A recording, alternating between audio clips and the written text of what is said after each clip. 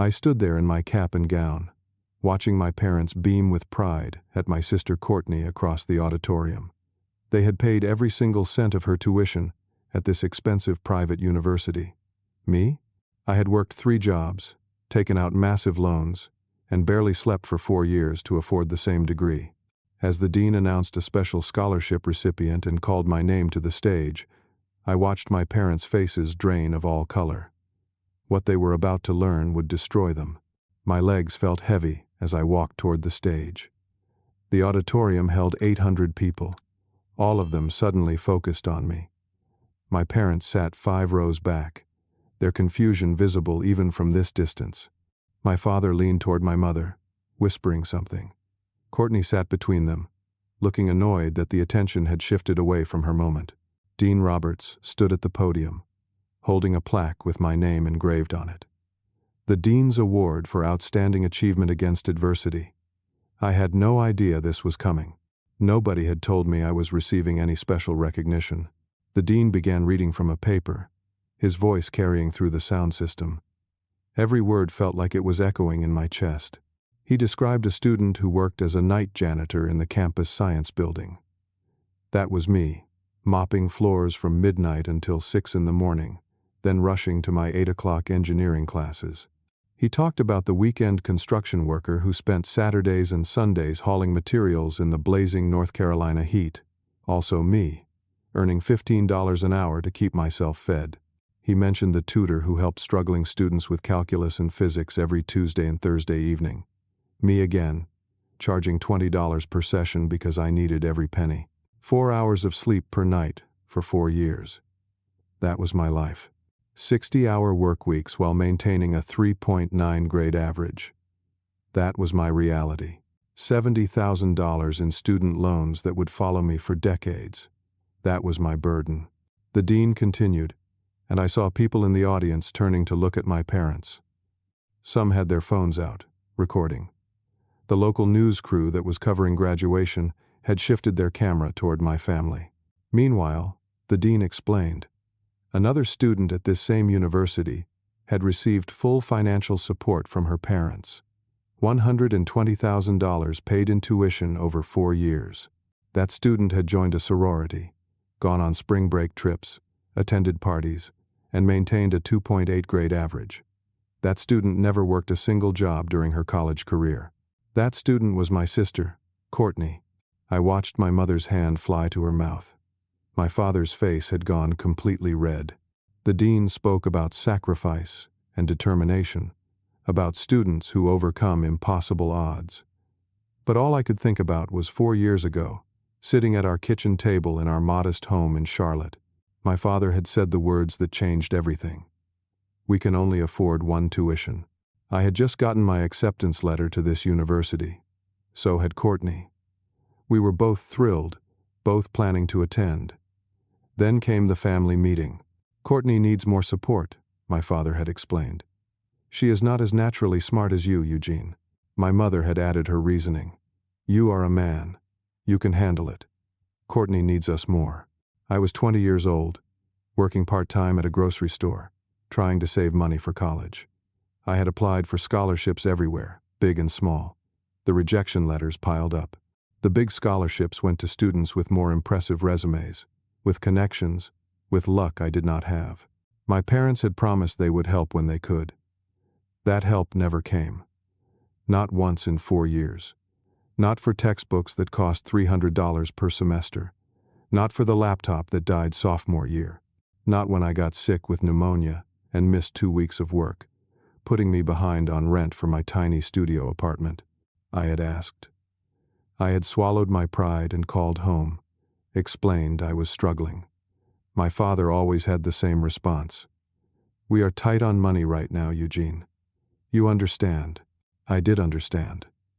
I understood that Courtney was getting a new car for her birthday while I rode the bus. I understood that they were paying for her sorority dues, her meal plan, her textbooks, her everything. I understood that I was invisible. The pattern had started in childhood. Courtney got the new laptop for school. I got the old desktop that barely functioned. Courtney had big birthday parties with all her friends. I got small family dinners. When Courtney wanted dance lessons, she got them. When I wanted to join the robotics club, the fees were too expensive. "You are so responsible, Eugene," my mother would say. "You do not need as much attention as your sister." What she meant was, "You are easier to ignore." The dean finished his speech, and the entire auditorium rose to their feet, a standing ovation. For me, Eugene Walker, the invisible son, the one who was supposed to just handle it. I accepted the plaque with shaking hands. The weight of it felt surreal. Recognition. Finally. As I walked back to my seat, the news crew intercepted me. A reporter with perfect hair and a bright smile asked if they could interview my family about this inspiring story of perseverance. I looked at my parents. My father was staring at his lap. My mother was crying, but not tears of pride, tears of shame. I said yes to the interview. 3 days after graduation, my phone would not stop ringing. The local news segment had been picked up by a national network. The video was everywhere. On morning talk shows, on social media, on news websites with headlines that made my stomach churn. Parents pay for daughter's college, force son to work 3 jobs. Favoritism exposed at graduation ceremony. The golden child and the forgotten son. The video had been viewed 14 million times. 14 million people had watched my parents' faces drain of color. 14 million people had seen my story. My phone showed 47 missed calls from my father. 63 text messages from my mother. I had not answered any of them. Then came the GoFundMe.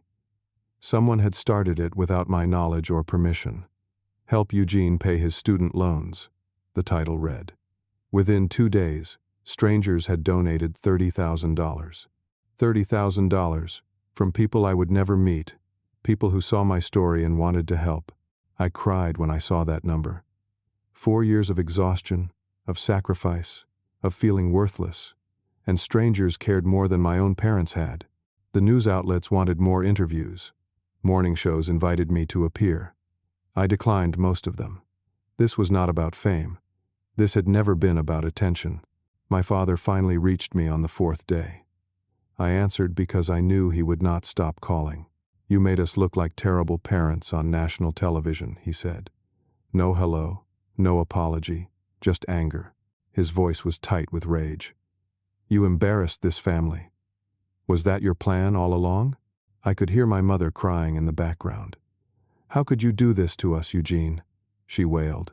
They had received hate mail, angry messages on Facebook from people they had never met. My father's co-workers had seen the video. He felt humiliated at work. My mother's friends from book club were gossiping about her. The neighbors were talking. They were not calling to apologize. They were calling to blame me for making them look bad. I did not lie about anything, I said quietly. I just told the truth. "You aired our private family business." My father shot back. "You had no right." I hung up. An hour later, Courtney called. I almost did not answer. "You ruined my graduation," she said immediately. Her voice was sharp, furious. "Everyone is talking about you instead of celebrating me." I leaned back in my desk chair in my tiny Seattle apartment. I had moved here a week ago for my new engineering job. $65,000 a year. It felt like a fortune after living on ramen and peanut butter for 4 years. "I worked hard too, Eugene," Courtney continued. "Just because I am not some workaholic martyr like you does not mean I did not deserve help." I closed my eyes. "You are right," I said. "You did work hard, in your own way." "Mom and Dad needed to help me," she insisted. "I needed the support. You are just bitter." There it was. The narrative my family had always believed. Eugene was bitter. Eugene was jealous. Eugene was the problem. "You always have to make everything about you," she added. "I am going to go now," I said. She hung up before I could. My extended family started taking sides. Aunt Patricia called to tell me I was being ungrateful. "Your parents did their best, Eugene. You should not have gone public like that." Uncle Gerald left a voicemail. "Real men do not complain. You sound like a victim." But some relatives supported me. My cousin Daniel texted, "I always knew they treated you differently. I am sorry I never said anything." My family was fracturing, splitting down the middle. Thanksgiving was 6 months away, and I already knew it would be a disaster. If there even was a Thanksgiving, the one bright spot was my new job. My boss, Trevor, was a 50-year-old engineer with gray hair and a calm demeanor. He had seen the viral video before I even started working there. "I am impressed by your work ethic," he had said during my first week. "That kind of determination is rare." My coworker Amanda was friendly too. She was 29, worked in the design department, and had kind eyes.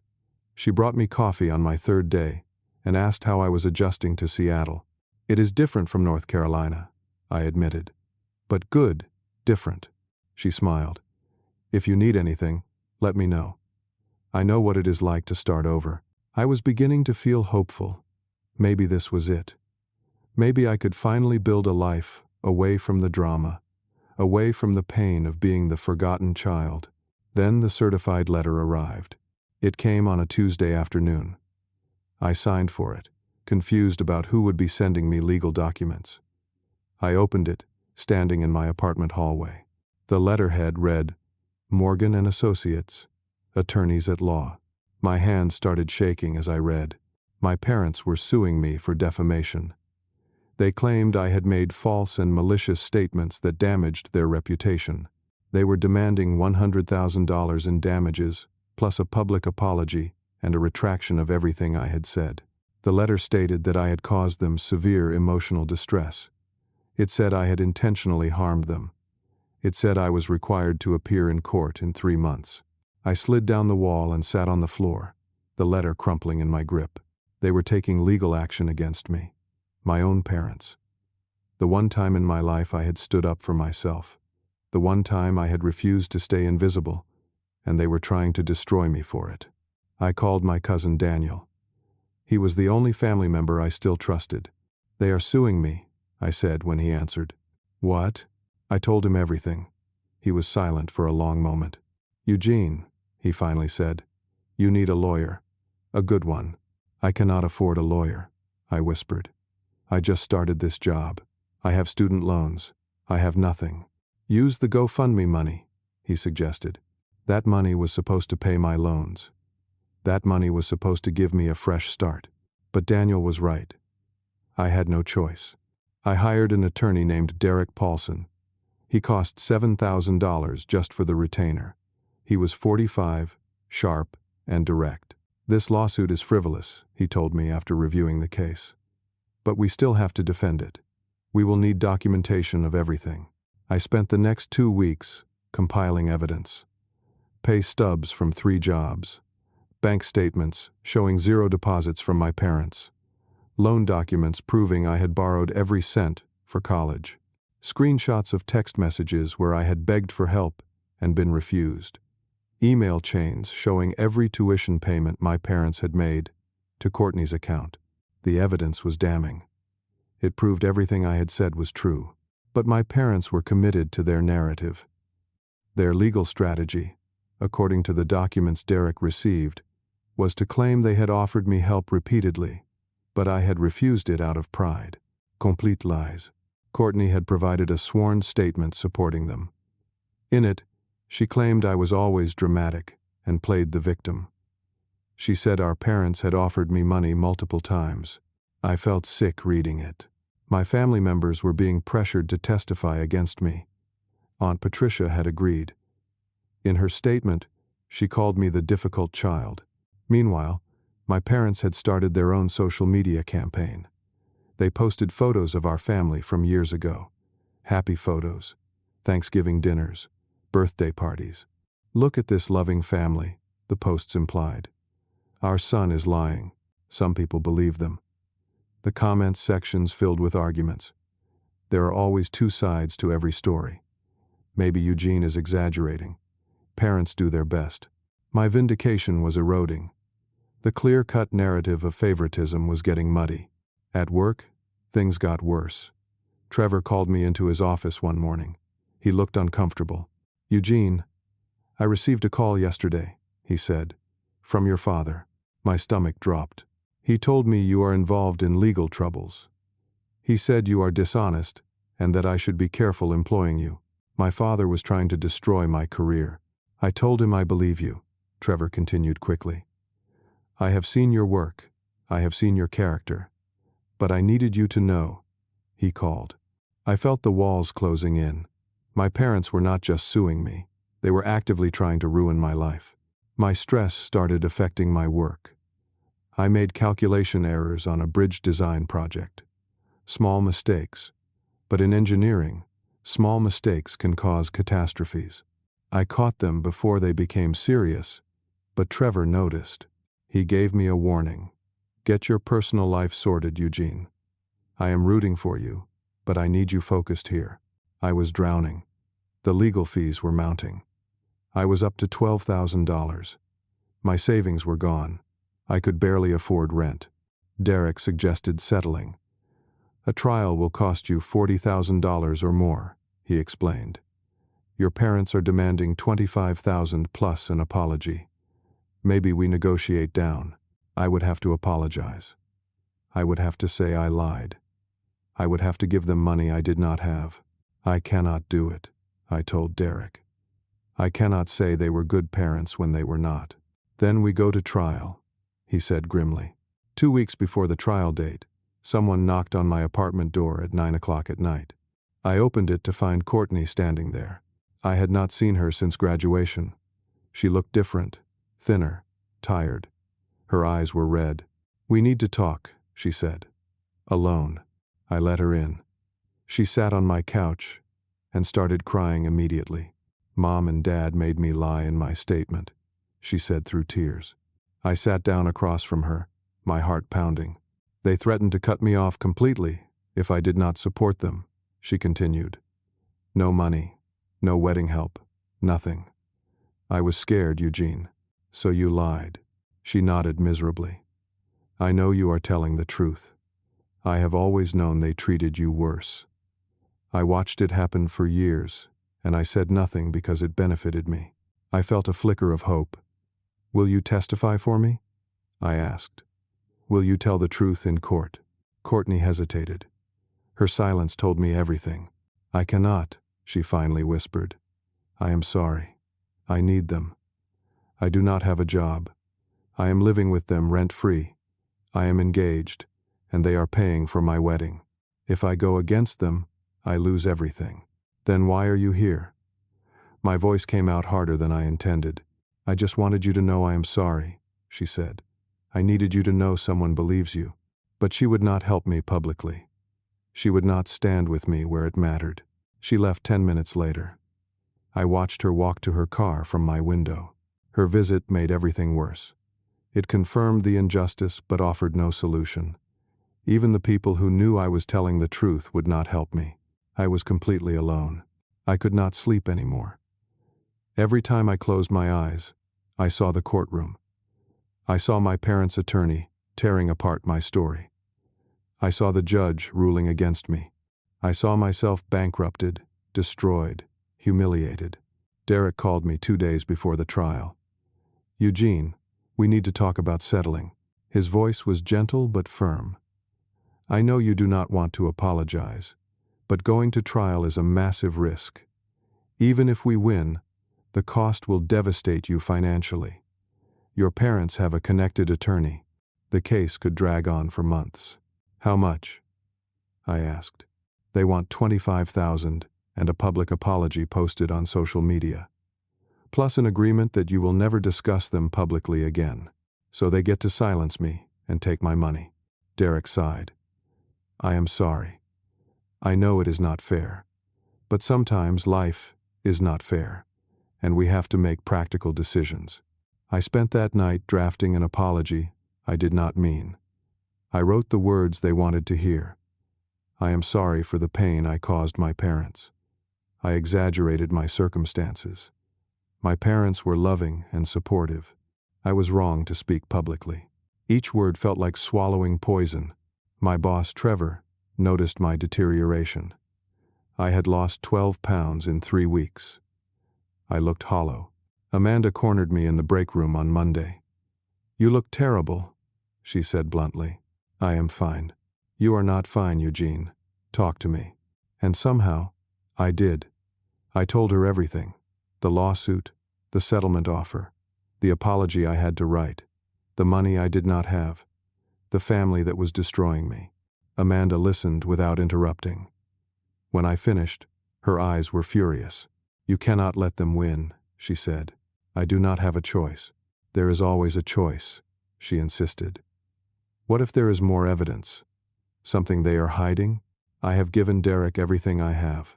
Amanda leaned forward. People who lie about one thing usually lie about others. Did they ever handle money for you? Inheritance? Trust funds? Anything? I started to say no, then stopped. I had a box of old family documents in my closet. Papers I had grabbed when I moved out years ago. I had not looked at them in forever. That night I tore through everything. Bank statements, old report cards, family photos. And then I found it. An old external hard drive. A backup from the family computer from 5 years ago. Back when I was 18 and applying to colleges. I plugged it in. It took 20 minutes to load all the old files. I started searching through emails. My parents had shared a family email account back then. I searched for keywords. College, tuition, savings, Eugene, Courtney, and I found it. An email chain from 5 years ago. Right when Courtney and I were both applying to college. My mother to my father. I think we should take out a college fund for both kids. My father's response. We have enough saved for both of them. The account has $180,000. I stopped breathing. Another email from my mother. Should we split it between them? My father. I think we should give it all to Courtney. Eugene will be fine. He has always been independent. My mother's reply. Are you sure? That seems unfair. My father. Boys need to learn to be self-sufficient. Courtney needs us more. This is the right decision. They had the money. They had enough for both of us. They chose to give it all to Courtney. They had lied to me. They had looked me in the eye and said they could only afford one tuition when they had enough for both. I kept searching. More emails. More evidence. A spreadsheet titled College Expenses. It showed every payment they made to Courtney. Not just tuition. Spending money. Sorority fees. Spring break trips. A car. Furniture for her dorm. Total. $153,000 over 4 years. Amount given to Eugene. 0. There were more emails. Exchanges where I had asked for help. Eugene to parents. Can you help with textbooks this semester? They are $500 and I am already behind on rent. Father's reply. We do not have extra money right now. You understand. The date on that email. March 15th. The same month they bought Courtney a new car for $15,000. I found the receipt in another file. They had lied. Over and over and over. I called Derek at 11 o'clock at night. I found something, I said. My voice was shaking. Emails. Proof they lied. Proof they had the money all along. I am listening, Derek said. I sent him everything. He called me back 20 minutes later. Eugene, this changes everything. They claimed under oath they could not afford to help you. These emails prove that was a lie. This is not just favoritism anymore. This is fraud. This is perjury. Can we win? We are not settling, Derek said firmly. We are going to trial, and we are countersuing. For the first time in weeks, I felt something other than despair. I felt anger. Cold, focused anger. My parents had no idea what was coming. The next day, my phone rang. Unknown number. I almost did not answer. Hello? Eugene? This is your grandmother, Helen, my father's mother. I had not spoken to her in over a year.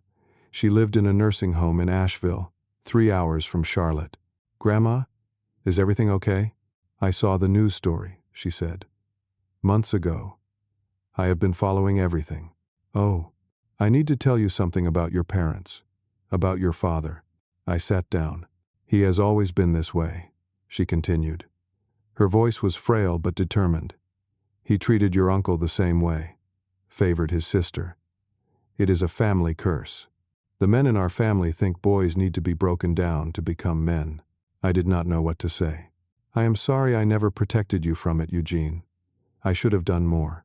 It is not your fault, I managed. But there is something else, she said. Your grandfather, my husband. He died 6 years ago. I remember. He left you money in his will. $25,000. For college. What? Your father was the executor. He was supposed to give it to you. I never received anything, I said slowly. I know, Helen said. I only found out recently when I was reviewing old estate documents with my attorney. Eugene, your father kept that money. He never told you it existed. My vision went blurry. He stole my inheritance? Yes. And if you need me to, I will testify in court. I could not speak, could not breathe. $25,000. Money my grandfather had left specifically for me, for college. Money that could have prevented years of suffering. My father had stolen it. Thank you, I finally said. I will have my attorney contact you. After we hung up, I sat in silence for an hour. It was not just favoritism. It was not just lies. It was theft. Actual, criminal theft. And tomorrow, I was going to expose everything. The courthouse was surrounded by news vans. Reporters lined the sidewalk, cameras ready. Protesters held signs. Some said justice for Eugene. Others said, support parents. I walked through the crowd with Derek beside me. Cameras flashed. Reporters shouted questions. I kept my head down. Inside, the courtroom was packed. Every seat filled, people standing in the back. The judge had not allowed cameras inside, but sketch artists sat in the front row. My parents sat at the plaintiff's table with their attorney, Lawrence Morgan. He was 60 years old, expensive suit, slicked back gray hair, a family friend, well-connected. My father looked smaller than I remembered. My mother would not meet my eyes. Courtney sat in the row behind them, supporting them, just like she said she would. Judge Patricia Morrison entered. Everyone stood. She was 55, stern face, reputation for no nonsense. We began. Lawrence presented his case first. He painted me as an ungrateful son, seeking attention and money through lies. He claimed my parents had offered help repeatedly, but I refused out of stubbornness. He called my father to the stand first. My father was a good actor. He looked sad, sympathetic. He spoke about how much he loved both his children equally, how they did their best with limited resources, how I had always pushed them away when they tried to help. We are heartbroken. Eugene is lying about us publicly, he said. His voice cracked. We just want our son back. Some people in the courtroom looked moved. Lawrence asked about the money they gave Courtney. We helped Courtney because she needed the support, my father explained. Eugene was always more independent. We made decisions based on each child's needs. It sounded reasonable. If you did not know the truth, my mother testified next. She cried on the stand. Real tears. I do not understand why Eugene hates us, she said. We sacrificed everything for our children. He has always been angry, difficult. We tried so hard. Her performance was convincing. Then Courtney testified. She supported every word our parents had said. Eugene was jealous. He exaggerated everything. Our parents treated us the same. The judge looked sympathetic toward them. Then it was our turn. Derek called me to the stand. I told my story. 4 years of working 3 jobs, watching my parents fund Courtney's entire life, being told I had to be a man and handle it. Lawrence cross-examined me aggressively. Is it not true you never directly asked your parents for help? I did ask, multiple times. Can you prove that? Yes. Derek presented the evidence. Text messages, emails, my requests for help with textbooks, with rent, with medical bills. My parents' responses, cannot help right now. Do not have extra money. You understand. Then Derek showed the dates. cross-referenced with bank statements showing large payments to Courtney during those exact time frames. The courtroom murmured. My parents' face changed. Less confident now, Derek presented more evidence. Bank statements showing the disparity. $153,000 to Courtney over 4 years. 0 to me. Then came the emails from 5 years ago. Derek projected them on a screen for everyone to see. The email where my parents discussed their savings. $180,000. Enough for both children. The email where they decided to give it all to Courtney. Boys need to learn to be self-sufficient. Eugene will be fine on his own. The courtroom went silent. My father's face turned red. My mother started crying differently now. Not sympathetic tears, panic tears. Derek addressed the judge. Your Honor, the plaintiffs testified under oath that they could not afford to help Eugene. These emails prove that was a lie. They had the resources. They chose not to help him. Judge Morrison's expression hardened. Derek recalled my father to the stand. Mr. Walker, you testified you could not afford to help Eugene. Is that correct? We had limited resources, my father stammered. Is $180,000 limited? Derek showed the emails again. That money was for emergencies, my father tried. Courtney's spring break trips were emergencies? My father's composure cracked. We had to prioritize. You prioritized one child completely over the other? Courtney needed more support, or you simply favored her. My father's voice rose. Eugene needed to learn responsibility, Judge Morrison interrupted. Mr. Walker, please answer the questions directly. Derek pressed harder. Mr. Walker, are you the executor of your father's estate? My father froze. Yes, but I do not see what that has to do with anything. Did your father leave any money to Eugene in his will?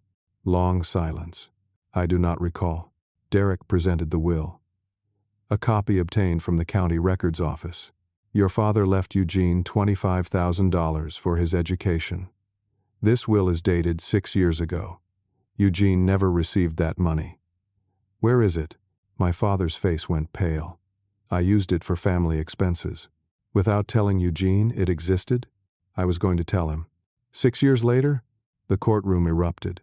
Judge Morrison banged her gavel. Derek turned to face everyone. That is called theft, Mr. Walker. My father looked like he might pass out. Derek called my grandmother Helen to the stand. She was 83, frail, but her voice was strong. She confirmed the will, confirmed I never received the money. Then she described the family pattern. My husband did the same thing to my son, she testified. Favored his daughter, treated his son harshly. And now my son has done it to Eugene. I watched it happen. I should have stopped it years ago. She looked at my father. I am ashamed of you, she said. My mother sobbed openly. During the afternoon recess, I stepped into the hallway. My hands were shaking. The truth was out. All of it. Exposed. Courtney appeared beside me suddenly. Her face was pale, her eyes wide. Eugene, I swear I did not know about Grandpa's money. I looked at her. But you knew about everything else. She nodded slowly. They told me you were fine. That you wanted to be independent. I believed them because it was easier than facing the truth. I just stared at her. I was selfish, she whispered. I was a coward. I let you suffer because it benefited me. I did not respond. I cannot keep lying, she said suddenly. I need to tell the truth. What? I am going to tell the judge everything. The real story. They will cut you off. Your wedding. I do not care anymore, Courtney said. Her voice was stronger now. This is wrong. What they did to you is wrong. What they are making me do is wrong. She turned and walked back into the courtroom. I followed, confused. Courtney approached the judge. She asked if she could amend her testimony. Judge Morrison looked surprised, but allowed it. Courtney took the stand again. My parents looked panicked. I lied earlier, Courtney said clearly. Everything I testified to was a lie. Their attorney Lawrence objected frantically.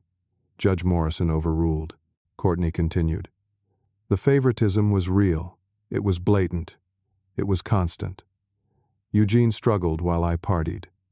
Our parents paid for everything for me and nothing for him. They told me to lie in my statement. They threatened to cut me off if I did not support them. She looked directly at our parents. I am ashamed I helped you do this to him. The courtroom was chaos. Reporters frantically taking notes. People gasping. My brother is telling the truth, Courtney said. My parents are lying, and I will not be part of it anymore. Judge Morrison called for order. My parents looked destroyed. Their entire case had collapsed. Their attorney requested a recess. Denied. The trial continued, but it was over. Everyone knew it. Derek presented his closing argument. A pattern of lies, theft, and favoritism spanning years. Evidence that proved every word I said was true. Parents who used the legal system to silence their son. Lawrence's closing was weak. He had nothing left. Judge Morrison did not need to deliberate. She ruled from the bench. I have seen enough, she said. Her voice was ice. This case should never have been filed. The evidence clearly shows Mr. Eugene Walker told the truth. I am dismissing the defamation lawsuit with prejudice. Furthermore, she continued, I am awarding Mr. Walker his attorney fees. The plaintiffs will pay $12,000 for his legal costs. And, most damning, I am referring this case to the district attorney for investigation of potential criminal conduct. The theft of inheritance funds and perjury in legal filings are serious matters. My parents could face criminal charges. Judge Morrison addressed them directly. Your treatment of your son is appalling. Using the legal system to silence him compounds your wrongdoing. You should be ashamed. The courtroom applauded. The judge did not stop it. I had won. Completely, totally, publicly. Outside the courthouse, reporters swarmed me. How does it feel to be vindicated? I just wanted my truth to be heard, I said. I hope other people in similar situations find the courage to speak up. My parents rushed out a back entrance. No comment. The video went viral instantly. 10 million views in 6 hours. Public opinion swung entirely to my side. The GoFundMe exploded. $80,000. Enough to pay off all my student loans. Job offers poured in. Book deal offers. Speaking engagements.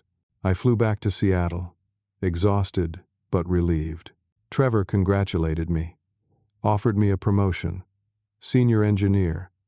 $85,000 salary. Amanda took me to dinner. She admitted she had feelings for me. I felt it too. We agreed to take things slow. For the first time in years, I felt hope. 2 weeks passed. Life was good. I was paying off my loans, enjoying my promotion, dating Amanda. Then another certified letter arrived. From an estate attorney in Asheville. My grandmother Helen had died. Heart attack. 3 days ago. I sat down hard. She had just testified for me. She had finally stood up for me, after years of silence. And now she was gone. The funeral was in 4 days. But the letter contained more. Helen's will. She had left me her house, worth $300,000. Also enclosed, a personal letter. Handwritten. My dear Eugene, if you are reading this, I am gone. I am so proud of you for standing up for yourself. I am sorry I did not protect you from your father sooner. I have left you my house. Sell it. Use the money for your future. But I need to tell you something important. There is more your parents took from you. When you were born, your maternal grandfather set up a trust fund. $50,000, meant to be given to you at age 25. Your mother was the trustee. The money should have been yours 3 years ago. I believe she and your father took that too. Check with First National Bank. Account number 4782993355521. Do not let them get away with it. Get everything they owe you. I love you. Be happy. Grandma Helen. I called First National Bank immediately. Spoke to an account manager. Explained the situation. She pulled up the records. The trust fund existed. $50,000 from my maternal grandfather. Set up when I was born. I was the beneficiary. My mother was the trustee. The funds were released to the trustee when I turned 25. 3 years ago. I never received notification. Never got the money. Bank records showed my mother withdrew it. Transferred it to her personal account. Another theft. Another $25,000 stolen. Total stolen from me. $75,000. My grandfather's inheritance, plus the trust fund. I called my father. Did you take the trust fund too? I asked when he answered. Eugene, please. We have been through enough. Your grandmother's death is hard on all of us. Answer the question. Long pause. We borrowed it. We were going to pay you back. Borrowed? I said. You stole it. Just like you stole Grandpa's money. We had expenses, he said defensively. Courtney's wedding. House repairs. You spent my money on Courtney's wedding? We are family. Money should not matter between family. You sued me for $100,000, I said. But money should not matter? That was different. I want every penny back. $75,000. We do not have it, he admitted. Then you will face criminal charges. You would not do that to your own parents. Watch me. I hung up. The next morning, I woke to frantic voicemails. My father's voice, panicked. Background noise of sirens. Eugene, it is your mother. She took pills. A lot of pills. We are at the hospital. They are working on her now. Please, you need to come. She might not make it. Another voicemail from Courtney. Eugene, Mom tried to kill herself. She left a note. It mentions you, the lawsuit, everything. Dad is saying this is your fault. Please come home. My hands shook. Amanda found me frozen in my kitchen. She listened to the voicemails. You have to go, she said gently. But this is not your fault. I booked an emergency flight. During the 4-hour journey, my mind raced. If my mother died, everyone would blame me. The public narrative would shift. Son drove mother to suicide. All my vindication could evaporate. But deeper than that. Despite everything, I never wanted this. I wanted justice, not tragedy. My parents were self-destructing, their lies catching up. But I might get blamed for the destruction. The fight was not over. It was entering its darkest phase. The hospital was cold. Fluorescent lights. Antiseptic smell. The ICU waiting room held a dozen people, but I only saw my father. He looked like he had aged 10 years.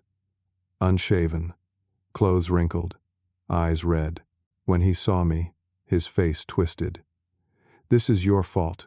I stopped walking. How is she? They pumped her stomach. She is stable but unconscious. He ran his hand through his hair. The note she left. She blamed herself for everything. Courtney approached from the vending machines. She handed me a folded piece of paper, her handwriting. My mother's words were shaky. I cannot live with what we did to Eugene. I am a terrible mother. I destroyed my son's life. I do not deserve forgiveness. I do not deserve to live. My chest felt tight. She could not handle the shame, my father continued. The public humiliation. You did this by exposing us. I looked up at him. No. You did this by lying and stealing from your own son for years. You could have just told the truth and apologized. We were protecting our family, he insisted. You were protecting your egos. Hours passed. My mother remained unconscious, stable but not awake. I sat in a corner chair. Courtney eventually moved to sit beside me. I am sorry, she whispered. For all of it. I should have stopped them years ago. Why did you not? I was selfish, she said quietly. Comfortable. I did not want to lose what I had. I told myself you were okay, because that is what I wanted to believe. But I knew. Deep down, I always knew. We sat in silence for a long time. What happens now? She finally asked. I do not know, I admitted. Around midnight, a doctor emerged. She is awake, asking for Eugene. I stood slowly. For me? The doctor nodded. I walked to her room alone. She looked frail in the hospital bed, tubes and monitors everywhere. Her eyes found mine and filled with tears. I am so sorry, she whispered. Her voice was weak. Everything you said was true. I stood at the foot of her bed. We favored Courtney, she continued. We made you suffer. We stole from you. I do not know why I did it. I convinced myself it was right.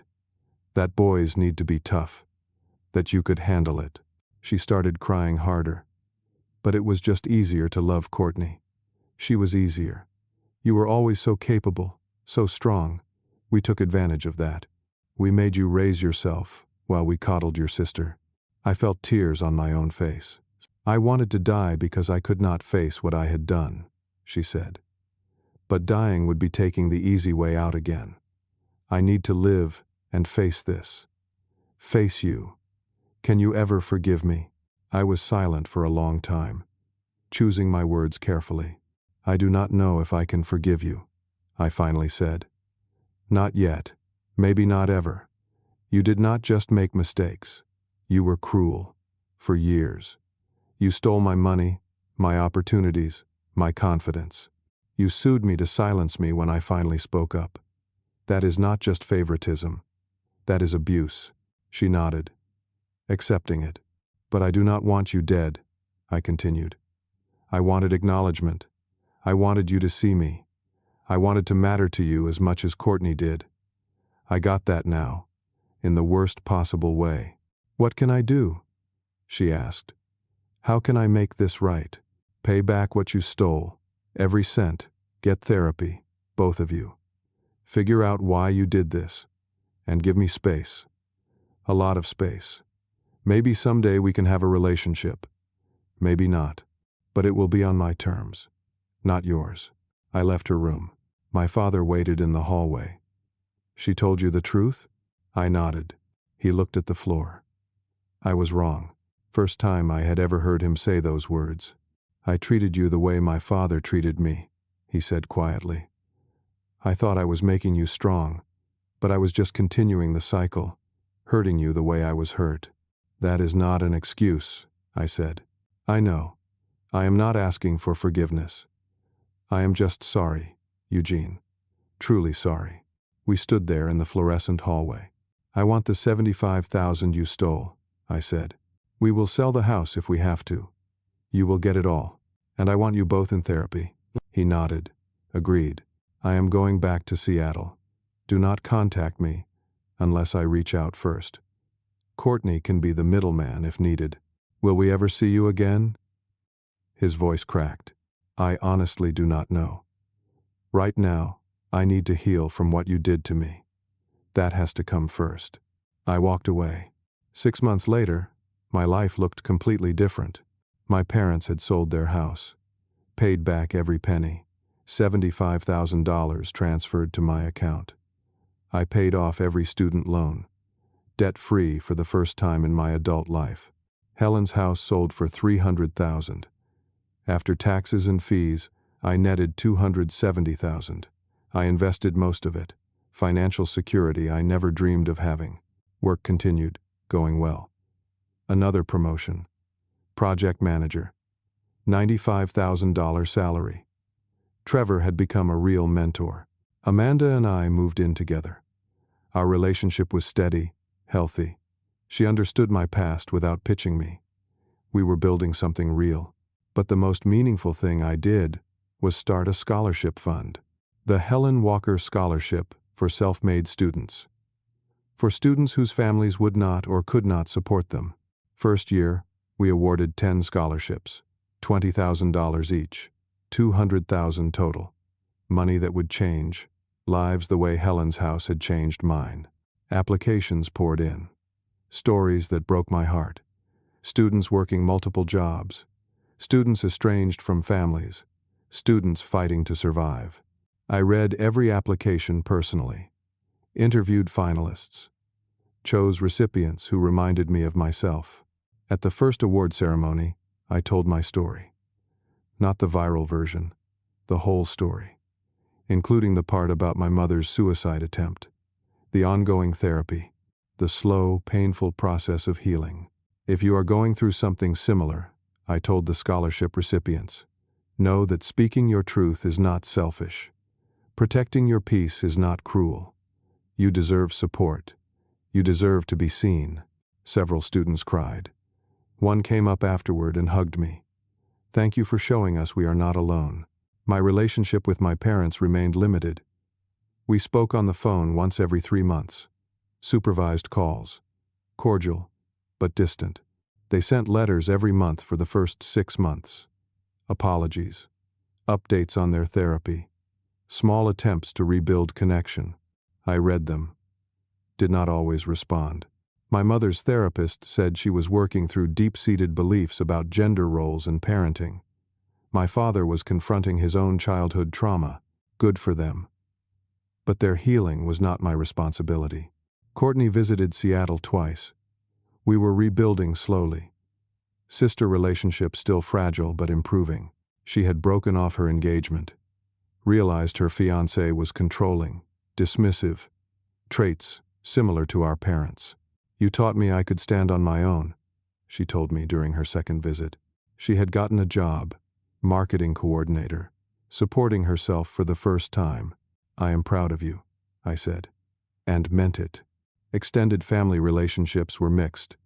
Some relatives apologized for doubting me. Others never spoke to me again. I made peace with that. Not everyone deserved access to me. My cousin Daniel remained close. He had always supported me. Uncle Gerald never apologized. Aunt Patricia sent a brief email months later. I should have believed you. Too little, too late. I started my own therapy, processing years of trauma, learning to set healthy boundaries, understanding that my worth was not tied to my family's approval. My therapist helped me see patterns. How I had been trained to make myself small, to not ask for help, to believe I was only valuable if I was struggling. Unlearning those beliefs was harder than any engineering problem I had ever solved. But slowly, I was healing. I found community. Friends in Seattle who knew nothing about my viral story, who liked me for me, not my trauma. Amanda's family welcomed me warmly. Her parents were kind, supportive. They treated me like I mattered. It was strange at first, then comforting. I gave occasional speaking engagements at universities. Topic: Breaking Toxic Family Cycles.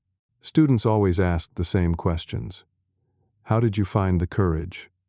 Was it worth it? Do you regret it? My answers were honest. The courage came from desperation.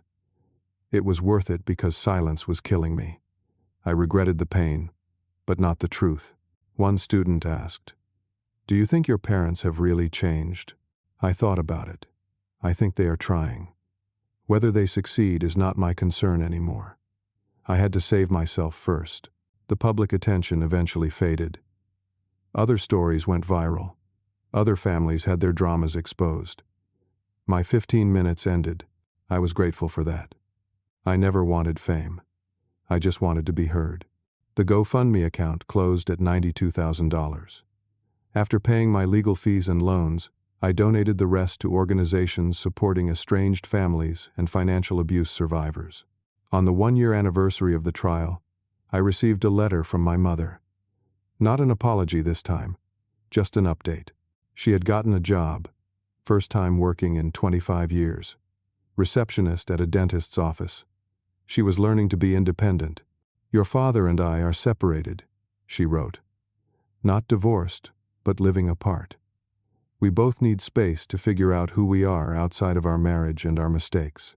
I am not asking you to forgive me or see me.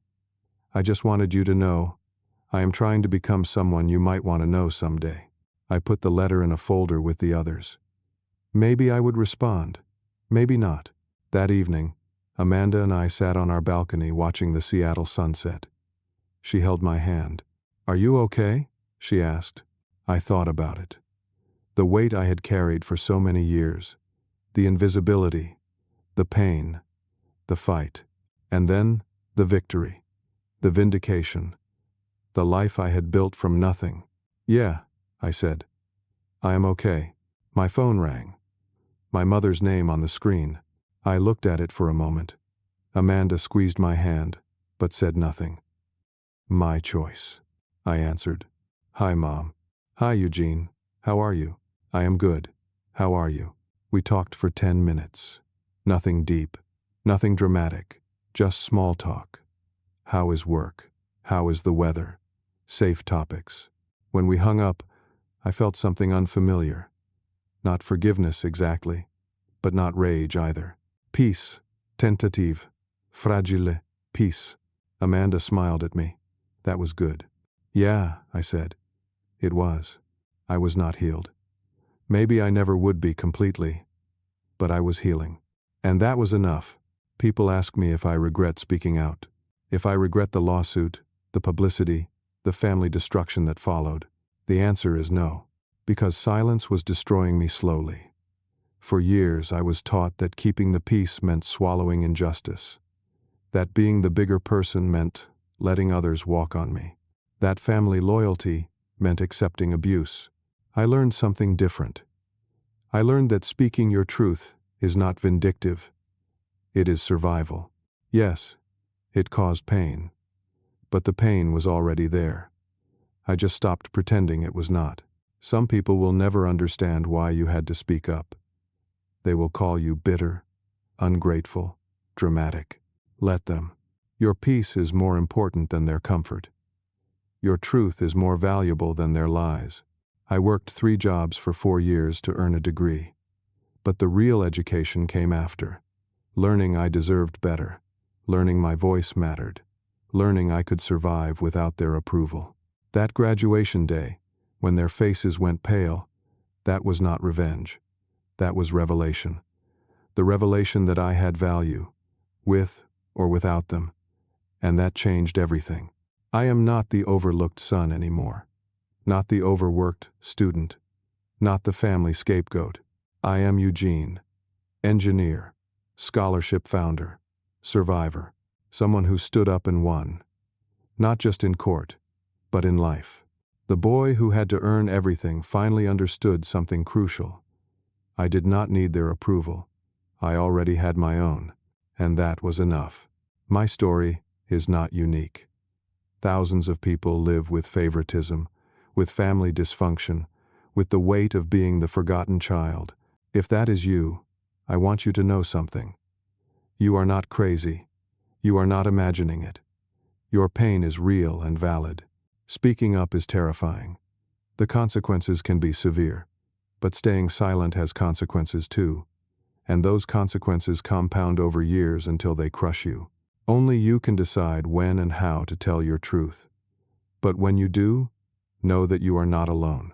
I created the Helen Walker Scholarship because I remember what it felt like to be desperate, to work myself to exhaustion, and still wonder if I would make it. If you are that student right now, applying to colleges with no family support, working multiple jobs just to survive, know this: there are people who see you, who value you, who want to help. You are not invisible.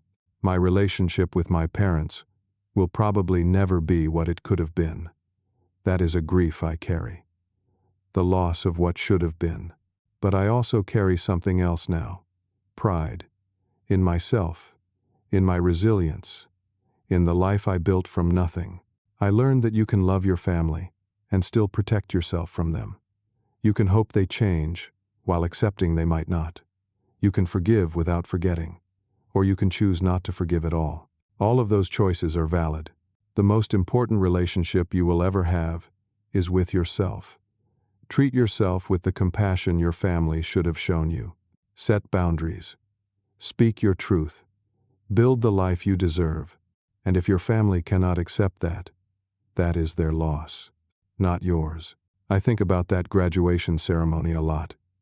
The moment my name was called, the standing ovation. My parents' shocked faces. That was the moment I stopped being invisible. But the real moment of change came later, in the quiet of my Seattle apartment, when I looked in the mirror and recognized the person staring back, strong, capable, worthy, not because I survived, but because I chose to thrive. To anyone out there struggling with family favoritism, with parents who do not see you, with siblings who get everything while you get nothing, I see you. Your struggle is real. Your pain matters. And you deserve so much better. The path forward is not easy. It involves hard conversations, difficult choices, and often, distance from the people who hurt you. But on the other side is freedom, peace, the ability to breathe without the weight of their expectations crushing you. Is it worth it? Only you can answer that. But for me, the answer was yes. 1,000 times yes. I would rather live with the consequences of my truth than die slowly from their lies. Today, I am building a life my younger self would be proud of. A career I earned. Relationships based on mutual respect. Financial security I created. A scholarship helping others who walked my path. My parents' approval would have been nice, but it was never necessary. I gave myself the validation I was searching for, and that made all the difference. So here is my message to you. If you are the forgotten child, the one who had to raise yourself, the one who was told to just deal with it while your sibling got everything, you matter. Your story matters. Your pain is not weakness. Your voice deserves to be heard. And when you find the courage to speak up, to set boundaries, to demand better, know that you are not destroying your family. You are saving yourself. And that is not selfish. That is survival. The world needs more people who refuse to stay silent, who stand up even when it costs them everything, who choose truth over comfort. Be one of those people. Your future self will thank you. Now I want to hear from you. Have you ever experienced favoritism in your family? Have you struggled with speaking your truth because you were afraid of the consequences? What would you do if you were in my situation? Share your thoughts and stories in the comments below. Your voice matters, and your experience could help someone else who is going through the same thing. If this story resonated with you, please hit that like button. It helps more people find this content and know they are not alone.